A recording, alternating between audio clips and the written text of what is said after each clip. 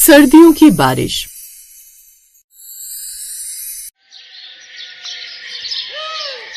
बाहर बहुत तेज बारिश हो रही होती है कि तभी पिंकी और राजू अपने घर से बाहर आते हैं और बारिश में खेलने लगते हैं। वो दोनों खेल ही रहे होते हैं कि तभी उन दोनों की माँ सुनीता घर के दरवाजे पर खड़े होकर हाथों में तौलिया लिए उन दोनों को आवाज लगाती है, राजू पिंकी बहुत खेल लिया तुम दोनों ने, अब घर में आओ वरना सर्दी लग जाएगी। अरे माँ सर्दी है तो क्या हुआ, वैसे सर्दी की बारिश में ही तो मजा आता है। हाँ राजू तू बिल्कुल ठीक कह रहा है। माँ अभी तो हमने बारिश में खेलना शुरू किया है, हम थोड़ी देर बाद आएंगे। घर में आप तब तक खाना बना लो, हम लोगों को बहुत भूख लग रही है। खेलने के बाद और भूख बढ़ जाएगी। जब हम नहाकर अंदर आएंगे तो आप फटाफट हम लोगों को खाना दे देना। मैं जानती हूँ कि अभी सर्दियों की बारिश हो रही है, लेकिन बच्चों बारिश में ज्यादा देर खेलना सही नहीं होता। अब चुपचाप अंदर आओ वरना मैं बाहर आ जाऊंगी, और मैं बाहर आई तो दोनों को दो दो थप्पड़ लगेंगे। माँ की बातें सुनकर राजू और पिंकी एक दूसरे की शक्ल देखते हैं और अब चुपचाप घर के अंदर चले जाते हैं। जिसके बाद वो दोनों एक एक करके अपना शरीर तौलिए से पोंछते हैं और कपड़े बदलकर खाना खाने बैठ जाते हैं। तभी वहाँ उनकी दादी आती है और कहती हैं, बच्चों बारिश में ज्यादा देर नहीं खेलना चाहिए, क्योंकि सर्दी की बारिश भले ही मजेदार होती है, लेकिन वो कब हमें बीमार कर जाती है हमें पता नहीं चलता। अभी हमारे पास इतने पैसे नहीं कि तुम लोग बीमार पड़ जाओ तो हम तुम्हारा इलाज करवा सके। तुम जानते हो ना तुम्हारे पिता महेश मजदूरी करके इस घर का गुजारा करते हैं। दादी की ये बात सुनकर राजू और पिंकी थोड़े सहम जाते हैं। उन्हें पता है कि उनके घर के हालात थोड़े तंग हैं, लेकिन बच्चों का मन तो चंचल होता है। वो दोनों खाना खाने बैठ तो जाते हैं, पर उनका ध्यान अभी भी बाहर की बारिश और उस ठंडी हवा में ही अटका होता है। दादी आप तो हमेशा पैसों की बात लेकर बैठ जाती हैं। पापा मजदूरी करते हैं तो क्या हुआ, हम कभी बीमार नहीं पड़ते ना। और देखो बारिश कितनी अच्छी लग रही है। हाँ दादी, और मम्मी ने आज खाना भी कितना टेस्टी बनाया है। ये आलू की सब्जी और गरम रोटियां खाकर तो मजा ही आ गया। मम्मी थोड़ा और अचार दो ना। अचार तो ले लो, पर याद रखना कि अगर गला खराब हुआ तो मैं तुम्हें कोई दवाई नहीं दिलाऊंगी। चुपचाप ये खाना खाओ और सो जाओ।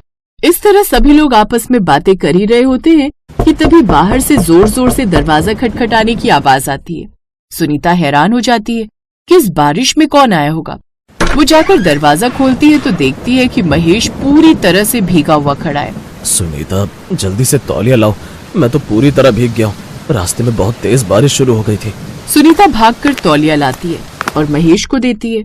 महेश अंदर आता है और अपने गीले कपड़े बदलने लगता है। राजू और पिंकी अपने पापा को देखकर थोड़े उदास हो जाते हैं, क्योंकि पापा बहुत थके हुए लग रहे थे। आज तो काम भी पूरा नहीं हो पाया। ठेकेदार ने बोला कि जब तक बारिश नहीं रुकेगी तब तक काम बंद रहेगा। अब पता नहीं कल काम पर जाना होगा या नहीं। अगर बारिश ऐसे ही चलती रही तो इस महीने का खर्चा निकालना मुश्किल हो जाएगा। देखा सुनीता, मैं यही कह रही थी कि ये बारिश देखने में तो अच्छी लगती है, पर हम जैसे गरीबों के लिए ये मुसीबत बनकर आती है। महेश तू जल्दी से हाथ मुंह धोकर खाना खा ले। महेश खाना खाने बैठता है, लेकिन उसका मन उदास होता है। उधर बाहर बारिश और भी ज्यादा तेज हो जाती है। बिजली कड़कने की आवाज से पिंकी डर जाती है और अपनी माँ के पास जाकर बैठ जाती है। मम्मी ये बिजली क्यों कड़क रही है, मुझे डर लग रहा है।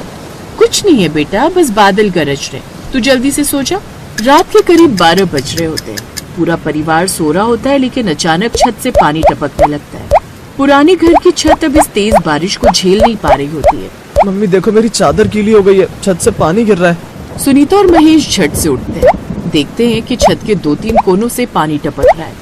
महेश तुरंत खाली बाल्टियां और बर्तन लाता है और वहाँ पर रख देता है जहाँ से पानी गिर रहा होता है। ये छत भी अब जवाब देने लगी है। पिछले साल सोचा था कि इसकी मरम्मत करवा दूंगा, पर पैसे ही नहीं जुड़ पाए। अब क्या करेंगे, बच्चों के बिस्तर तो गीले हो रहे हैं। पापा हम सब एक ही कोने में बैठ जाते हैं जहाँ पानी नहीं गिर रहा। राजू की बात सुनकर पूरा परिवार एक कोने में सिमट कर बैठ जाता है और बाहर ठंड बढ़ती जा रही होती है और अंदर छत से टपकता पानी उनके डर को बढ़ा रहा होता है। पूरी रात किसी की भी आंख नहीं लगती। सुबह होती है तो बारिश थोड़ी धीमी होती है, पर रुकती नहीं है। महेश तू आज काम पर मत जा, तेरी तबीयत ठीक नहीं लग रही है। रात भर जागने से तेरी आंखें लाल हो गई हैं। माँ अगर आज नहीं गया तो कल घर में राशन कैसे आएगा, मुझे जाना ही होगा। महेश जबरदस्ती तैयार होकर काम पर निकल जाता है। उधर राजू को अब छींकें आने लगती हैं। अच्छी मम्मी मेरा सिर बहुत भारी लग रहा है। राजू की बात सुनकर अब सुनीता उसके माथे पर हाथ रखकर उसका माथा छूती है। अरे तुझे तो बहुत तेज बुखार है, मैंने कहा था ना कि बारिश में मत खेलो, पर तुम दोनों ने मेरी बात नहीं मानी। अब देखो पापा भी काम पर चले गए और तुम्हारी तबीयत खराब हो गई। मम्मी, मुझे भी थोड़ी थोड़ी ठंड लग रही है। सुनीता की चिंता और बढ़ जाती। वो जल्दी से किचन में जाती है और कुछ जड़ी बूटियां डालकर काढ़ा बनाने लगती है। दादी भी उसकी मदद करने लगती। सुनीता, बच्चों को कंबल उड़ा दे और उन्हें ये काढ़ा पिला। ये सर्दियों की बारिश बहुत जिद्दी होती है, जल्दी पीछा नहीं छोड़ती। इस तरह सुनीता बच्चों को कंबल उड़ा देती है। देखते ही देखते दोपहर हो जाती है, पर महेश वापस नहीं आता। सुनीता बार बार दरवाजे पर जाकर देखती है, तभी पड़ोस की रहने वाली विमला आती है। सुनीता, अरे ओ सुनीता, सुना तूने? जहाँ महेश भाई काम करते हैं वहाँ की दीवार गिर गई बारिश की वजह से। ये सुनकर सुनीता के पैरों तले जमीन निकल जाती है। वो पागलों की तरह भागती है और राजू और पिंकी भी बीमार होने के बावजूद दरवाजे तक आ जाते हैं। क्या कह रही हो विमला बहन, मेरे पति ठीक तो है ना? मुझे बस इतना पता चला है कि कुछ लोग घायल हुए हैं, तो जल्दी वहाँ जाकर देख। सुनीता बिना कुछ सोचे समझे उसी बारिश में भागने लगती है। उसके दिमाग में बस महेश का चेहरा घूम रहा होता है। जब वो वहाँ पहुँचती है तो देखती है कि बहुत भीड़ जमा है। एम्बुलेंस खड़ी है और लोग इधर उधर भाग रहे हैं। महेश, महेश, आप कहाँ हो? तभी उसे कोने में महेश बैठा हुआ दिखता है। उसके हाथ में पट्टी बंधी होती है और वो दर्द से कराह रहा होता है। अब ठीक तो हो ना? मुझे बहुत डर लग गया था। घबराओ मत सुनीता, मुझे ज्यादा चोट नहीं आई है। बस दीवार का एक पत्थर हाथ पर गिर गया, पर आज की दिहाड़ी भी चली गई और अब कुछ दिन काम भी नहीं कर पाऊंगा। सुनीता महेश को लेकर घर आती है। घर में बच्चे अपने पापा को इस हालत में देखकर रोने लगते हैं। पापा, हमें माफ कर दो, हमने आपकी बात नहीं मानी और बारिश में खेले। हमारी वजह से शायद ये सब हो रहा है। अरे नहीं बेटा, इसमें तुम्हारी कोई गलती नहीं है। ये तो बस बुरा वक्त है जो कट जाएगा। अगले कुछ दिन घर में बहुत शांति रहती है।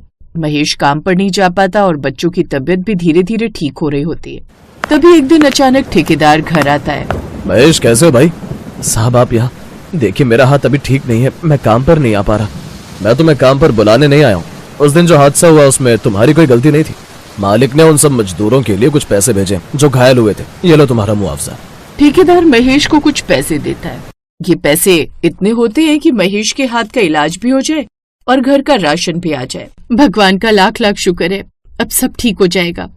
देखा बच्चों, मुसीबत आती है तो रास्ता भी साथ लेकर आती है, पर इसका मतलब ये नहीं कि तुम फिर से लापरवाही करो। नहीं दादी, अब हम कभी ऐसी गलती नहीं करेंगे। हम समझ गए कि मेहनत और समझदारी क्या होती है। हाँ मम्मी, अब हम सिर्फ धूप में खेलेंगे, बारिश में तो बिल्कुल नहीं।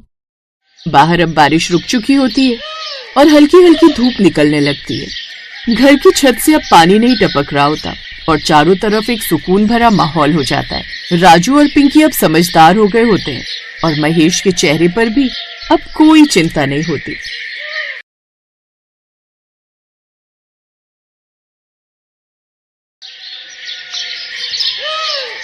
सुनीता, जल्दी से घर के सारे दरवाजे और खिड़की बंद कर दो। बाहर काफी तेज आंधी आ रही है। ऐसा लग रहा है मानो बाहर बहुत तेज बारिश होने वाली है। ये आप कैसी बातें कर रहे हैं जी? अगर बारिश हो तो हम लोग सोएंगे कहाँ? आप तो जानते हैं कि हमारी छत टूटी हुई है। एक तो ये ठंड, ऊपर से इस बारिश का कहर। भगवान जाने अब हम क्या करेंगे। यही तो मुझे भी समझ नहीं आ रहा। भगवान हम गरीबों को कुछ ज्यादा ही परेशानी देते हैं। गरीबों की बढ़ती गरीबी कम होने का नाम नहीं ले रही और अमीरों की अमीरी कम होने का नाम नहीं ले रही। अमीर लोग हम गरीबों को पैसा अपने घर और अपने बैंक बैलेंस में रखते हैं, लेकिन हम लोगों को पाई पाई के लिए तरसना पड़ता है। दोनों पति पत्नी आपस में बात कर रहे थे कि तभी उनके माथे पर बारिश की बूंदें टपकने लगती हैं। सुनीता और मनोज काफी परेशान हो जाते हैं। थोड़ी देर में आशा बाहर आती है और अपने बहू बेटों से कहती है, मनोज, अंदर पलंग के नीचे एक बड़ी सी पन्नी रखी हुई है, जा जाकर झोपड़ी की छत पर वो पन्नी बढ़ा दे। अगर वो पन्नी हमने छत पर नहीं लगाई तो ये बारिश इस ठंड के साथ हमें मार डालेगी। पापा दादी बिल्कुल सही कह रही हैं।